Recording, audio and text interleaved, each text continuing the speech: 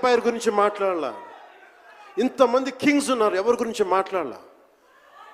We always heard about Mughals' greatness, but what Aurangzeb has done to our country, సొంత తమ్ముడిని చంపేసి, దారా సిక్కుని చంపి, షాజహాన్ని జైల్లో పెట్టి, నువ్వు హిందువుగా బతకాలి అంటే నువ్వు ట్యాక్స్ కట్టాలి.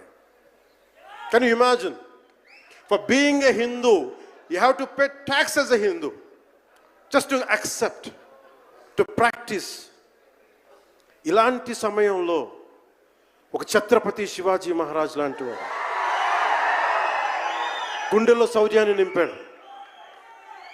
మనకి తమిళనాడు దురాక్రమణ గురైతే all the way from Maharashtra he came back and supported, stood by people.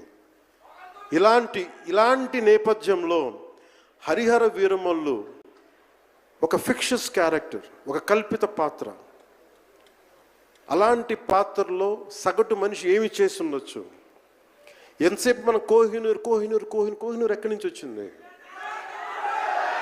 Kohinoor ఒకప్పుడు ఉమ్మడి రాజధాని కదా ఇదంతా, మనందరికీ ఉమ్మడి దేశం కదా ఇదంతా, తెలంగాణ నుంచి కృష్ణా తీరం వరకు టిల్ విజయవాడ. ఆ కృష్ణా నది తీరం దగ్గర, ఇప్పుడు విజయవాడలో ఉన్న కొల్లూరు దగ్గర వజ్రపు గనులు ఉంటే అక్కడ దొరికిన వజ్రం అది. ఆ వజ్రం ఎక్కడి దాకా వెళ్ళింది? అది మన నిజాం నవాబ్ దగ్గరికి వచ్చింది. నిజాం నవాబ్ దగ్గర నుంచి ఆ మొఘల్కి వెళ్ళింది. రకరకాల ఫైనల్గా ఈ రోజున కోహినూర్ యూకే లండన్లో ఉంది, లండన్ మ్యూజియంలో ఉంది. సో దాన్ని దృష్టిలో పెట్టుకొని నాకు కృషి గారు కథ చెప్పినప్పుడు ఇంట్రెస్టింగ్ అనిపించింది. Then we did the story, then cinema చేశాం.